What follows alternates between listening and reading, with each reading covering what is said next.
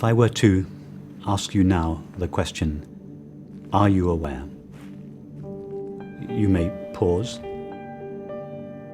and then you would answer, yes. What happens between the question, are you aware, and the answer, yes?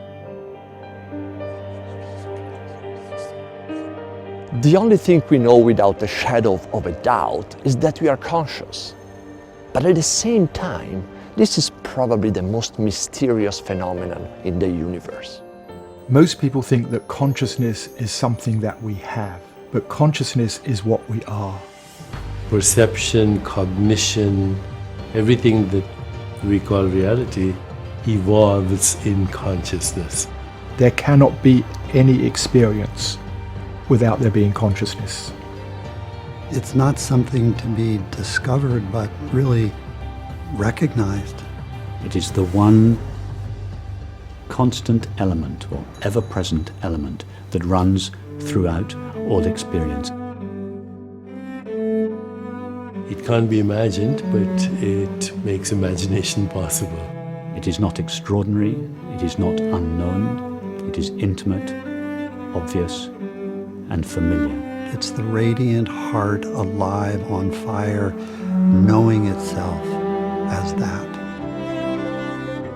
Mystics of all tradition have been describing consciousness as fundamental and universal, while science in the past century or so has been looking for a biological basis of consciousness without much success.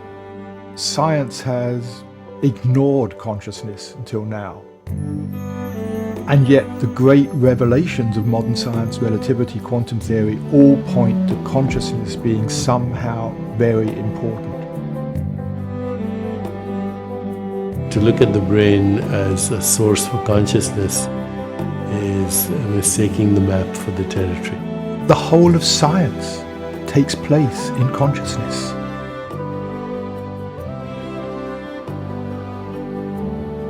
The Buddha predicted the infinite divisibility of any atom, ancient times, thousands of years before quantum, and he also predicted the infinite divisibility of consciousness. Science has ignored the problem of consciousness by calling it the hard problem.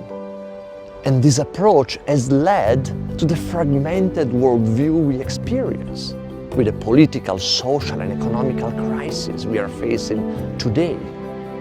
The understanding of consciousness is crucial if we have to heal a planet that has social injustice, extinction of species, mechanized death.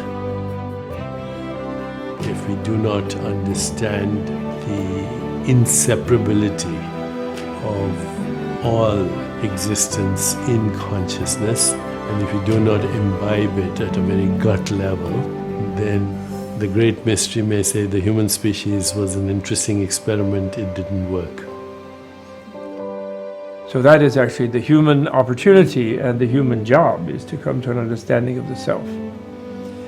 Even if you call that understanding the realization of selflessness. Maybe it's time for science to accept the discoveries of the mystics and consider consciousness as a fundamental block of reality like mass, time, space, and energy. So by including the very existence of consciousness in our thinking, we are coming to a much more complete view of the cosmos. Understanding consciousness is the key to the universe, reality, and ourselves. And perhaps is the missing link to bridge science and spirituality. If we want to know what is true or real about the mind, the body, or the world, we first have to know the nature of the knowing with which they are known.